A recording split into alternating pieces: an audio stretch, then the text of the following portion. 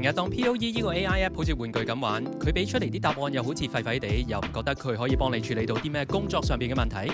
以上呢啲都係我哋啱啱接觸 AI 嘅時候可能面對過嘅場景。正所謂識得用，其實好好用。POE 呢個 AI app 可以幫我哋繞過 VPN，直接用到 OpenAI 嘅 ChatGPT、Claude、Dall-E、Flux 呢啲高質素嘅大型語言模型，可以俾你當佢 Google Translate 咁樣幫你快速大量咁樣翻譯、寫 email、寫 Facebook post， 用好有禮貌嘅態度去撰寫投訴信，解答你遇到嘅所有 digital marketing 上邊嘅問題。呢啲文字出文字入嘅工作之外，其實你仲可以叫佢幫你做數據分析、生成圖片，甚至乎係提供到一啲犬隻訓練嘅意見俾你添。係啊，我冇講錯啊，真係講緊 dog training 啊！想知點樣用 POE 可以做得到？即刻撳下邊嗰條 link 睇我 YouTube video 嘅詳細教學啦〜